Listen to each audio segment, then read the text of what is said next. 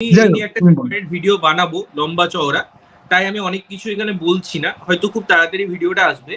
But তুই যদি খুব ভালো করে খেয়াল করিস, বা আমার মনে হয় অডিয়েন্সরাও করে, আমি কিছু কথা তো বলতেই পারি, যে আজকে রিভিউ যারা করছিল বা করে, তাদের উদ্দেশ্যটা যদি এটা থাকতো যে আমি রিভিউ করবো একটা সিনেমার, ইন অ্যান্ড আউট আমি সিনেমাটাকে ভালোবেসে ওটাই করতে এসেছি। আমার কাছে এই তাগিদটা নেই যে আমি কালকে গিয়ে একটা সিনেমা ডিরেক্ট করব, ইন্ডাস্ট্রির মধ্যে ঢুকবো, সোজা কথা। তো আগে ইন্ডাস্ট্রিতে ঢোকার দুটো বা তিনটে ওয়ে ছিল, আইদার তুমি নেপোটিজম যেটা বলি আমরা সোজা কথায়, বা টাকা দিয়ে, বা তুমি খুব খুব ট্যালেন্টেড, তুমি চান্স পেলে, এই তিনটে রাস্তা ছিল। এখন অনেক ওয়ে আউট হয়ে গেছে, যে তুমি ইন্ডাস্ট্রি কাউকে তেলিয়ে, কাউকে গডফাদার তৈরি করে, কাউকে আরো অনেক কিছু আছে যেগুলো করে তুমি যেতে পারো। এবারে তার মধ্যে যদি এটাও একটা প্ল্যাটফর্ম হিসেবে ধরি, যে তুমি একজন ইউটিউবার হয়ে যাও, তুমি ফিল্ম নিয়ে রিভিউ করো, এবং তার ফলে তুমি যাদেরকে নিয়ে এক সময় খারাপ কথা বলতে, তারাই তোমাকে ফোন করে বললো যে ভাই আমার কথা বলিস না, খারাপ কথা বলিস না, খারাপ বললেও চারটে ভালো বলবি, একটা খারাপ বলবি, বা আমাকে নিয়ে পরে খারাপ রিভিউ করতে পারবি না, রোস্টেড রিভিউ করতে পারবি না, তোকে আমি পরের সিনেমায় দেখছি কিছু যদি করা যায়। আমি রিয়েলি বলছি, জানো তো, এই জিনিসটা আমি এইবার দুর্গাপুজো, দেখো আমি তো মোটামুটি 3 বছর তো হয়ে গেল, প্রত্যেকবারই দুর্গাপুজোয় অনেকগুলো বাংলা সিনেমা আছে, রিভিউ করে প্রত্যেকে। আমি এক তো দেখেছিলাম গত বছরের শেষের দিকে, গত বছর মানে কিন্তু আমি 2023 সালের কথা কিন্তু বলছি না, 2022 সাল যখন এন্ড হচ্ছে, ওই সময় আমার মনে হয়েছিল যে যে সবাই বোধহয় বদলে গেল। আরেকটা জিনিস আমি এইবারে দুর্গাপুজোর সময় 2023-এর, আমি একদম কনফার্ম হলাম যে আমাদের এই যে কমিউনিটির ভালো ভালো যারা ছিল এতদিন, মোটামুটি তারা সবাই করাপ্টেড হয়ে গেছে, অলমোস্ট সবাই। আমি সবার ভিডিও টপিক বলার বাচনভঙ্গি দেখে বুঝতে পারি তাদের মধ্যে বিন্দু মাত্র বাজেটাকে স্ট্রেট আউট বাজে বলার মতো আর কোনো শক্তি তাদের মধ্যে বেঁচে নেই। কি বলছিস, দশম আমার ভিডিও তো অবতার, দেখছিস না আজকাল। তোমার ভিডিও তো আলাদা, আমি তোমার ভিডিওকে আমি এদের মধ্যে ধরছি না, আমি দেখছি দশম অবতার। দশম অবতারের মতো খারাপ সিনেমাকে, মুখ ফুটে খারাপ, একমাত্র তুমি বলেছো, আমি বলেছি। আর সব থেকে ফানি আমার যেটা লাগলো, যে এরা কতটা ঠুনকো ইনসিকিওর। ওই যে অশ্বিন সঙ্গীর ওই যে বইটা কৃষ্ণা কি, ওই যে ইন্টারভিউর মধ্যে জিজ্ঞাসা করছে, বলছে যে এটা নিয়ে খুব হইচই হচ্ছে। ওটা ওটা আরে ওটা কে কে হইচই করেছে? এক তুমি বলেছো আর এক আমি বলেছি, আর তো কেউ বলেনি। আর তো কেউ বলেনি। এত ইনফ্লুয়েন্সার দশম অবতার প্রমোট করেছে, ফুড ব্লগারদের দিয়ে যখন করায় বা কমেডি রোস্টারদের দিয়ে যখন করায়, তারা তো ইনডেপথে কথাও বলে না। আমি বলছি বাদামি হায়না রহস্যের সময় ওই যারা ফিমেল কন্টেন্ট ক্রিয়েটার আছে না, কমেডি করে, ওয়ান্ডার মুন্না বা এরকম কিছু, দেখছি কি ওয়ান্ডার মুন্নার সাথে একটা ইন্টারভিউ হচ্ছে বাদামি হায়নার যে পুরো টিমটা, আমি নাম করেই বলছি। আমি দেখে খালি ভাবছি যে এই ইন্টারভিউটা যদি আমি নিতে পারতাম আমি খুব খুশি হতাম, কারণ আমি স্বপন কুমারের বই পড়েছি, ঠিক আছে।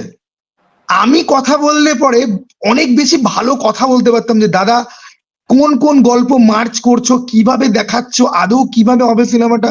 সেখানে এখানে তো কতগুলো কাট কাট কথা হলো, হয়ে গেল শেষ।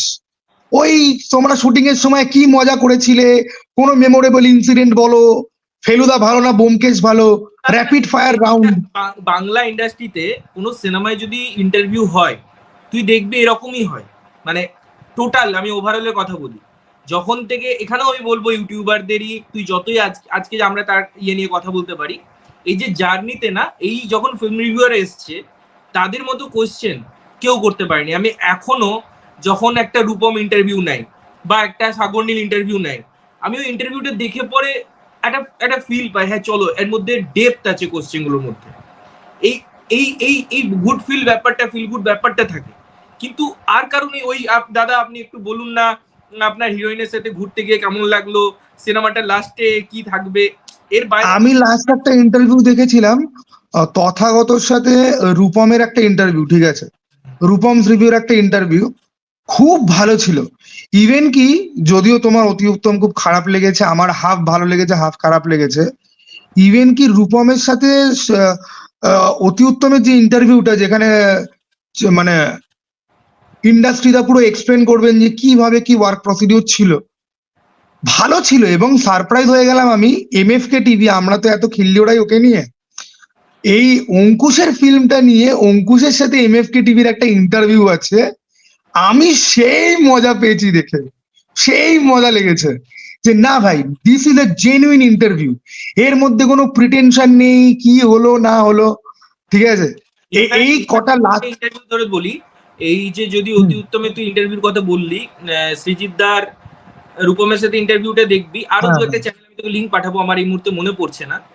কোয়েশ্চেন গুলো তোর মনে হবে যে আলাদা, রূপম আলাদা কোয়েশ্চেন করেছে, ওই মেয়েই ছিল মনে হয় একটা ইন্টারভিউ নিচ্ছিল, মানে আমাদের রিভিউয়ারদের মধ্যে নয়, অন্য একটা চ্যানেলে।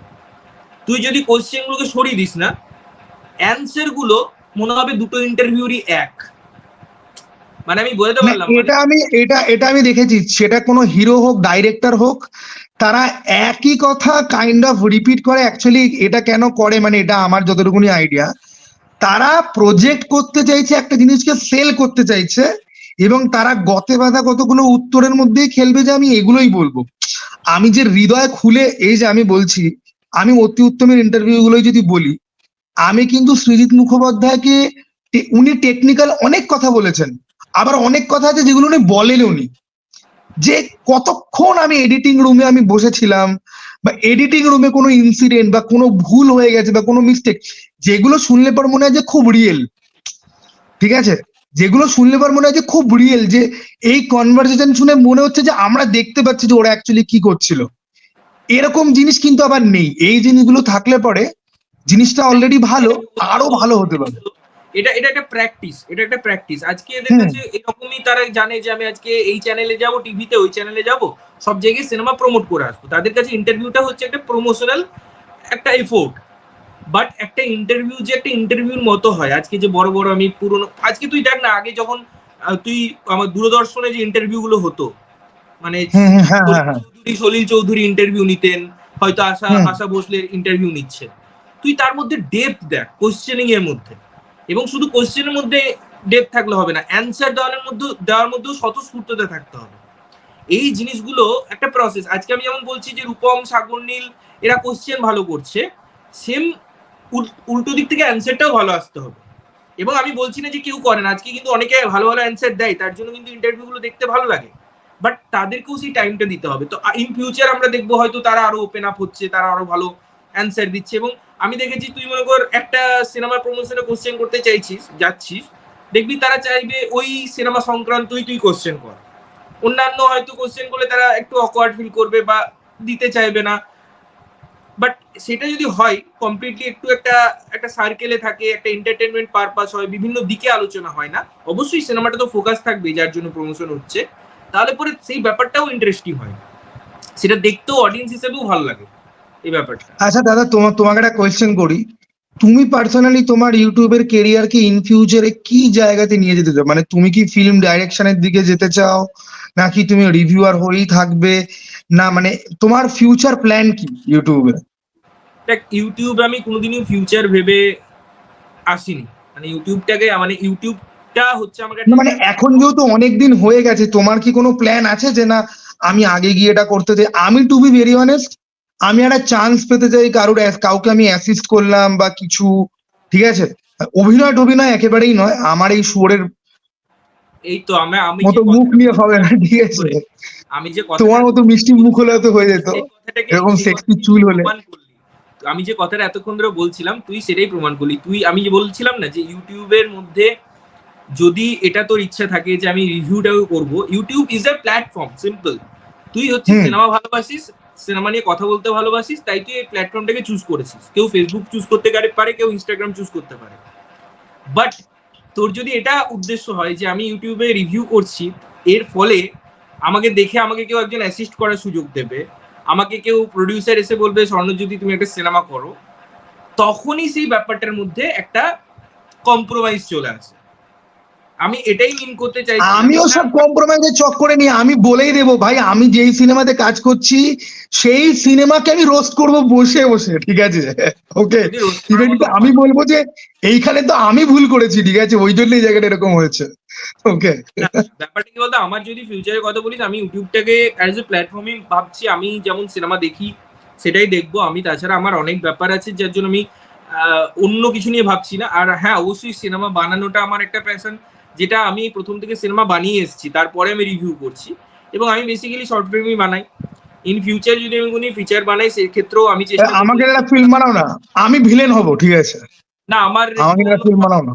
পছন্দ, আমি যদি সিনেমা বানাই আমি নিজের টাকাতে নিজেই বানাবো। ওই প্রডিউসার খোঁজা, তাদেরকে গিয়ে পিচ করা, অত পারবো না ভাই। আমি নিজের কাজ নিজে করতেই পছন্দ করি। এবারে এটাই হচ্ছে আমার চিন্তা ভাবনা।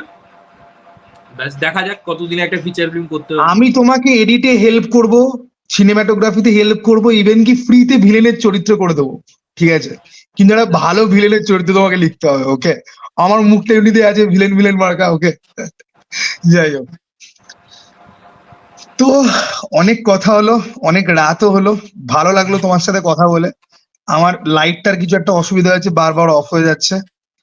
তো তুমি শেষ তোমাকে আমি যেটা দিয়ে মানে ইয়ে করব, তোমার কি মনে হয় এই জিনিসগুলো, যেই ভুলগুলো এখন চলছে, যদিও আমি জানি এর উত্তরটা কি হতে পারে, বাট এই ভুলগুলো কি কোনোদিন ঠিক হবে, নাকি দেখা যাবে যে এই আজকে মানে 3 বছর আগে যাকে এক্সপোজ করা হচ্ছিল এখন সেই বড় হয়ে গেছে, লাইক এরকম? কারণ আমার একটা ভয়, জানো তো, যে আজকে এমএফকে কে দেখে বা এরকম স্টার ক্যাটারিং চ্যানেলদের দেখে বা এই ফেক রিভিউ এসব দেখে আরো বেনো জল ঢুকবে। ওই যে বলে না যে খাল কেটে কুমির আনার দরকার নেই, এই গ্লিচ গুলো, এই লুপহোল গুলো দেখে আরো লোক ঢুকবে এবং এই কমিউনিটি বা হোয়াট এভার দিস ইজ, এটা আরো খারাপ হয়ে যাবে। এই ভয়টা আমি পাই। এবং আমরা যারা রয়েছি যে জেনুইনলি করছি, আমরা তো এই চিটিংবাজি গুলো করতেই পারবো না। আজকে আমি বাড়িতে বসে কোথাও না গিয়ে গডজিলা কং, ক্রিউ বলে ফিল্মটা আর পৃথ্বীরাজের ফিল্মটা, আমি তিনটেরই আমার কাছে কপি লিংক রেডি, আমি চাইলে দেখে রিভিউ করে দিতে পারি। আমি কেন হলে গিয়ে দেখে তারপর রিভিউ কেন করছি, ঠিক আছে? তো কম্পিটিশনে তো আমাকে কেউ বিট করে দেবে অলরেডি, কারণ যে কেউ এটা করে ফেলতে পারে। তাকে কোথাও যেতেও হচ্ছে না, তার কোনো পয়সাও খরচা হচ্ছে না, তার বিনা খরচায় হয়ে যাচ্ছে। আর ইউটিউব একটা সার্চ ইঞ্জিনের মতো ইয়ে করে, লোকের তো আর ওয়েট করবে না যে না স্বর্ণবতী দেখে ফিরুক তারপর দেখবো। লোকে এরটা দেখে নেবে, আমি যখন ছাড়বো তখন হয়তো কেউ আসবেও না দেখতে। এই ট্র্যাজেডিটা কিন্তু প্রত্যেকটা মুহূর্তে হচ্ছে। এবং আমি জানতে চাই তোমার কি মনে হয় অনেস্টলি, এই পরিস্থিতি কি পরে গিয়ে চেঞ্জ হবে নাকি আরো খারাপ হবে? তোমার কি মনে আমি হয়? একটা জিনিসই মনে করি যে কোনো পরিস্থিতি চেঞ্জ করা খুব টাফ। আমি দুটো জিনিসে বিলিভ করি। আজকে যেমন তোকে বলছিলাম, এই যে পেপারে যখন খারাপ রিভিউ, পেড রিভিউ হওয়া শুরু হলো, যখন অডিয়েন্স এটা বুঝতে পারলো যে শুক্রবারে তারা রিভিউ করে সিনেমা হলে গিয়ে দেখলো সেটা আলটিমেটলি একটা খাজা সিনেমা, তাদের বিশ্বাস উঠতে থাকলো। তখন তার সাবস্টিটিউট হিসাবে এলো ইউটিউব। ঠিক আছে, আজকে যখন ইউটিউবেও যখন এরকম খাজা জিনিসে ভরে যাবে, বা অডিয়েন্স যখন বুঝতে পেরে যাবে যে এখানেও এরকমই হচ্ছে, তখন অটোমেটিকলি সেটার সাবস্টিটিউট চলে আসবে। কেননা তুইও সায়েন্সের স্টুডেন্ট, ডারউইনের মতবাদ জানিসই, এবং তার থেকেও বড় কথা আমি মাইথোলজিতেও বিলিভ করি। আমরা জানি যে এটা ভুল কাজ, আমরা জানি যে সিগারেটের প্যাকেটে অত খারাপ জিনিস ছবি দেওয়া থাকে, তাও আমরা সেটা খাই। তো শুধরানো খুব টাফ। কত পার্সেন্ট লোক কনজিউম করে ছাড়তে পারে সেটা তুইও জানিস, আজকে গুগলেও দেখা যাবে। তাই আমি যেহেতু মাইথোলজি বিশ্বাস করি, আমি এটাও জানি যখন কলিযুগ আছে, যখন সেটা এক্সট্রিম পর্যায়ে চলে যাবে, তখনও তার ধ্বংস অনিবার্য। কখনো কিন্তু এটা বলা হয় না যে কলিযুগে আস্তে আস্তে ক্রাইম কমতে থাকবে, এক্সট্রিমে যাওয়ারই কথা বলা আছে সব জায়গায়। তো আমি এটা বলছি যে ইউটিউবেও যে নোংরামোটা হচ্ছে সেটা এক্সট্রিমেই যাবে, এখান থেকে ফিরে আসার কোনো জার্নি বা জায়গা নেই। এবং যারা করছে তাদের যে উদ্দেশ্যটা ছিল সেটা খুব ক্লিয়ার, যে আমি এই প্ল্যাটফর্মটাকে ইউজ করে একটা জায়গায় অ্যাচিভ করতে চাই। এবং এটা নিয়ে আমি একটা ভিডিও বানাবো, তোর চ্যানেলও বলে রাখছি। আমি কোথাও গিয়ে এটাকেও খারাপ মানি না। কেন মানি না আমি সেটা ওই আলাদা করে ভিডিওতে বলবো। বাট এটাই হচ্ছে অ্যান্সার, যে খারাপটা হবে, আরো খারাপ হবে, এবং তুই যেটা বলছিস আরো ডিটোরেট করবেই। চুপ সিনেমার যে দুলকের সালেমানের ক্যারেক্টারটার যে ইয়ে ছিল না, যে ও ফিল্ম রিভিউয়ারদেরকে খুন করতো, আমি ওরকম একটা সিমিলার গল্প কিছুদিন আগে আমি অনেকটা বিল্ড করেছি। আমার ইয়ে মানে পুরো জিনিসটা রাইট ডাউন করা হয়নি, বাট পয়েন্ট ওয়াইজ আমি একটা ব্লু প্রিন্ট মতো একটা তৈরি করছিলাম। আমার ইচ্ছা আছে ওইটা নিয়ে ফিল্ম করার। এবং ওটা আমি ঠিক করেছি যে মানে আমি যদি কোনোদিন বানাই, এই করাপ্টেড ইউটিউবার, সেটা ফুড ব্লগার হোক, রোস্টার হোক, আমাদের কমিউনিটির হোক, যে পুরো জিনিসটাকে নিয়ে বানাবো। এবং রক্তপাতের মাত্রা থাকবে কিছু, মানে কলকির যুগ যদি হয় তাহলে কলকিকে তো আনতেই হবে না। হ্যাঁ, এনিওয়ে ছাড়ো, বাদ দাও। দেখিস, আমি এই অতি উত্তম কনসেপ্ট নিয়ে পার্ট 3 না বেরিয়ে যায় পরের বার পুজোয়। আমি বিশ্বাস করো, আমি অতি উত্তম দেখে বেরিয়েছি নন্দন থেকে। আমি জাস্ট বেরিয়েছি, বেরিয়ে আমি প্রথম সিগারেটটা খেতে খেতে আমি না নিজের মনের মধ্যে না ব্লক তৈরি করছি যে আমার সত্যি সত্যি কি কি ভালো লেগেছে, কি কি খারাপ লেগেছে। আমি সেই সমস্ত ব্লগগুলো তৈরি করলাম, আমি একদম রেডি। বাড়িতে এলাম, ভিডিও বানালাম, বানিয়ে আমি পাবলিশ করে দিলাম। করার প্রায় বোধহয় 3-4 ঘন্টা বাদে তোমার রিভিউটা যখন দেখছি না, তোমার রিভিউটা দেখার সময় ভাবছি যে আমি তো সুদীপদের সাথে এগ্রি করছি, তাহলে আমার ভালো কি করে লাগলো। আমি পুরো কনফিউজ। ইভেন কি আমি অ্যাকচুয়ালি প্ল্যান করেছি যে আমি অতি উত্তমটা আমি আরো একবার যাব দেখতে। অ্যাকচুয়ালি কমেডির যে এফেক্টটা না, আমার মনে হয় দ্বিতীয়বার দেখার সময় কমেডির এফেক্ট আর কাজ করবে না। তখন সিনেমাটা অ্যাকচুয়ালি কিরকম সেটা হয়তো চোখে আরো ধরা পড়বে। নাহলে প্রথমবার যখন দেখেছি, ফার্স্ট ইমপ্রেশনে কিন্তু আমার ভালোই লেগেছে। মানে অ্যাটলিস্ট প্রথম হাফটা মানে অনেক কমেডি আমার জন্য কাজ করেছে। আমার তো কমেডি ভাল লাগে না খুব একটা, কিন্তু হ্যাঁ মানে তারপরে প্রেমের গল্পটা যখন আসে ওটা দেখে মনে হচ্ছিল যে ভাই এ তো অ্যানিমেলের ওই তৃপ্তি দিমড়ির সাথে যে গল্পটা পুরো একদম ভ্যাগাবন্ডের মতো কোনো রকম সেন্সি মেক করে না, এটা তো কাইন্ড ওই রকম হয়ে যাচ্ছে পুরো। ঠিক আছে, কি হচ্ছে এটা। যাই হোক, সুদীপ দা তোমার সাথে কথা বলে খুব ভালো লাগলো। আমি এই ভিডিওটা খুব তাড়াতাড়ি পাবলিশ করব। থ্যাংক ইউ আমাকে ইনভাইট করার জন্য, এবং অনেক আর কথা বলেছি। তোমার আমার ইনভাইট অ্যাকসেপ্ট করার জন্য আমার তোমাকে থ্যাংক ইউ, কি আমার তোমাকে খাওয়ানো উচিত। ঠিক আছে, তোমার সাথে কলকাতায় কবে দেখা হবে আই ডোন্ট নো, বাট যেদিন দেখা হবে আমি তো তোমাকে খাওয়াবো। ঠিক আছে, ওকে। অতি উত্তম। তো যাই হোক, তো আমাদের আজকের পডকাস্ট এখানেই শেষ হলো। আপনাদের কার কেমন লাগলো জানাবেন। এবং হ্যাঁ, আরো একটি অনেস্ট মানুষ, ঠোঁট কাটা মানুষ, একদম স্পষ্ট বক্তা, ভনিতা ছাড়া, একে ফলো করুন। এবং সুদীপদার চ্যানেলের আর একটা ব্যাপার আছে, সুদীপদার মতো প্রপার বাংলা শব্দে একদম ব্যাকরণ মেনে খুব কম ইউটিউবারের মধ্যে কিন্তু এই গুণটা আছে যে প্রপার শব্দে প্রপার গ্রামার মেনটেন করে কথা বলতে, এটা কিন্তু রয়েছে।